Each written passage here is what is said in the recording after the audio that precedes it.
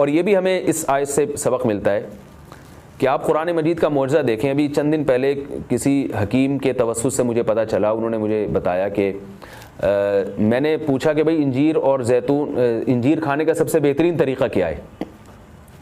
تو ان حکیم صاحب نے بتایا کہ آپ انجیر کو زیتون میں ڈبو کے استعمال کریں, یعنی انجیر کے ٹکڑے کریں اور 2-3 چمچے زیتون کپ میں ڈالیں اور اس میں انجیر کے ٹکڑے کر کے ڈبو دیں آپ اس میں, اور رات کو آپ ڈبو دیں اور صبح اس کو استعمال کر لیں, وہ زیتون بھی کھا لیں ساتھ میں. تو اس وقت میرا ذہن اس طرف نہیں گیا. اب آج جب میں یہ اس آیت کا درس دے رہا تھا تو مجھے خیال آیا کہ یہ تو اللہ نے خود قرآن میں دونوں کا ساتھ ذکر کیا ہے. حکیم تو آج کہہ رہے ہیں 1400 سال کے بعد کہ ان دونوں کا ملاپ بہت بہترین ہے صحت کے لیے. تو قرآن میں اللہ نے کیسے دونوں کا ساتھ ساتھ تذکرہ کیا ہے؟ تو یہ عجیب اتفاق ہے, اور بلکہ قرآن کی بلاغت ہے اور قرآن کا ایک قسم کا معجزہ ہے کہ آج بہت ساری چیزیں جن کی تحقیق ہو رہی ہیں وہ قرآن میں اللہ تعالیٰ نے ان کے اشارے پہلے سے دے دیے ہیں. انجیر اگر آپ زیتون میں ڈبو کے استعمال کرتے ہیں تو اس کے کیا فوائد ہیں؟ ایک فائدہ تو یہ ہے کہ انجیر کو چبانا آسان ہو جاتا ہے, ورنہ انجیر بہت سخت چیز ہوتی ہے, اس کا چبانا آپ کے لیے مشکل ہے. جب آپ اس کو زیتون میں ڈبو دیں گے, آپ صبح جب کھائیں گے تو آپ کو پتہ چلے گا کہ وہ نرم ہو گئی ہے, اس کا کھانا آسان ہے. اور دوسرا فائدہ یہ کہ اس سے زیتون کا کھانا بھی آسان ہو جاتا ہے. آپ اگر زیتون ویسے ہی چمچہ بھر کے پئیں گے تو جو لوگ زیتون کے عادی نہیں ہیں ان کے لیے مشکل ہے اس طرح سے پینا, وہ ٹیسٹ گین ہوتے ہوتے کافی ٹائم لگتا ہے.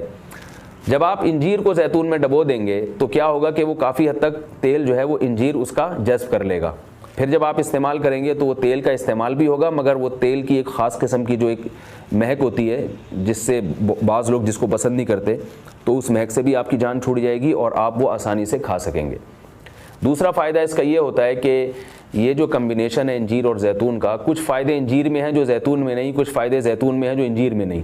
تو یہ کمبینیشن ایسا ہوتا ہے کہ آپ کو ایک صحت کے لیے ایک بہترین ٹونک مل جاتا ہے, کولیسٹرول لیول آپ کا کم ہو جاتا ہے, قبض آپ کا ختم ہو جاتا ہے. یعنی اطباء یہ کہتے ہیں کہ یہ 2 آتشہ بن جاتا ہے, یعنی انجیر کا فائدہ بھی ڈبل ہو جاتا ہے اور زیتون کا فائدہ بھی اس سے ڈبل ہو جاتا ہے. تو جب اللہ نے قرآن مجید میں ایک چیز کا بہت اہتمام سے تذکرہ کیا ہے تو ہمیں اس کو استعمال میں لانا چاہیے. میں نے عربوں کو دیکھا ہے وہ بہت زیادہ انجیر اور زیتون کا استعمال کرتے ہیں, مگر ہمارے ہاں صبح صبح لوگ جیم کا استعمال کر لیں گے, شہد نہیں استعمال کرتے, اور بچوں کو ٹافیاں کھلا دیں گے, انجیر نہیں کھلائیں گے کبھی بھی. میں اپنے والد صاحب کو دیکھتا تھا, وہ ہمیں انجیر لا کے دیا کرتے تھے, ہم کھاتے تھے اس کو شوق سے, والد صاحب خود بھی استعمال کرتے تھے.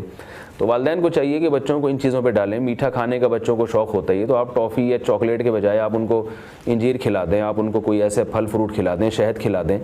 تو ان چیزوں پہ لانا چاہیے, کیونکہ اللہ تعالیٰ نے صحت کی حفاظت کا بھی ہمیں حکم دیا ہے. قرآن و سنت میں اس کا بہت تاکید سے حکم ہے.